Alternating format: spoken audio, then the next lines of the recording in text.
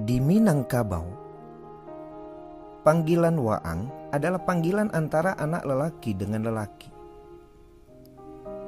Sementara panggilan kau itu adalah untuk anak perempuan dengan anak perempuan.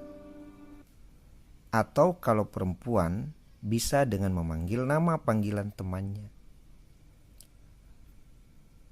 Kalau anak perempuan dengan anak perempuan saling memanggil satu dengan yang lainnya dengan panggilan waang, berarti meniru apa yang menjadi kekhususan bagi anak laki-laki. Dalam Islam ini namanya tasyabbuh atau menyerupai. Dan ini hukumnya tercela. Sama juga anak lelaki dengan lelaki juga jangan memanggil dengan panggilan kau. Kama kau tu. Itu kan tidak jantan. Panggilan waang untuk perempuan juga menghilangkan kelembutan seorang perempuan.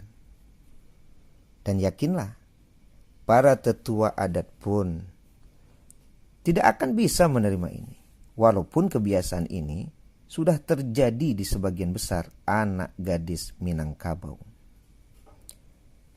Maka laranglah anak-anak gadis kita untuk memanggil antara mereka dengan panggilan waang. Kalau berat untuk menggunakan panggilan kau, bisa dengan memanggil dengan nama panggilan temannya.